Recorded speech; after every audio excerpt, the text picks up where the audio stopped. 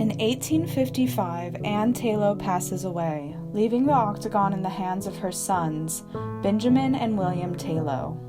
In the year following their mother's death, they advertised the Octagon for rent in the National Intelligencer. Once a family home, the Octagon had now been converted to a school, where young ladies would learn languages, music, and the arts.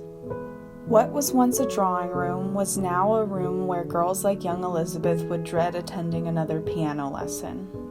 What had been a dining room filled with members of the Taylor family was now occupied by young ladies and the Sisters of Charity. Once the Taylor family moved out, the Sisters of Charity moved in, establishing St. Matthew's Female Academy, where the sisters taught a good English education together with music and the French language. Although students were taught a basic foundation of math and science, most girls' school at the time would focus on languages, needlework, music, and the arts. September 1860. My dear Margaret, school is going well. In the morning we have grammar and arithmetic, followed by my favorite, French. The sisters are pleased with my language skills. After our noon break, I have my dreaded piano lessons, followed by art and needlework. Hopefully my skills will improve in the next few months. Love your little sister, Elizabeth. Although the young ladies who attended St. Matthew's Female Academy would have been no older than 18 years old, many of them would already be considering marriage and children. In 1860, girls were not taught for their own sake.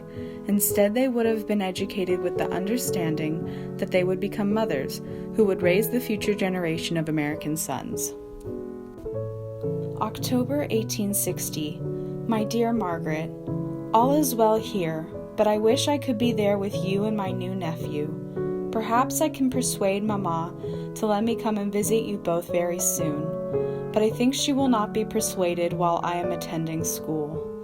She tells me how important it is to be properly educated and to become a well-rounded young lady like you, so that I may one day teach my own sons. Do not tell her, but I would rather dote on my new nephew than have sons of my own. If she heard me say such a thing, she would think I was a suffragist. Although, I would not mind having a say about what happens in our country. What is the point of having a proper education if I am to send my sons off to school for themselves? Oh, but Mama would not like to hear me say such things. Love your little sister, Elizabeth. During the long 19th century, women were educated under the philosophy that, as responsible women of the American Republic, they would raise their sons to become well-educated citizens. This theory, that mothers were an essential part of raising the next generation of American men, is called Republican Motherhood. So if mothers had such a strong influence on the future generation, then it was important that they were properly educated.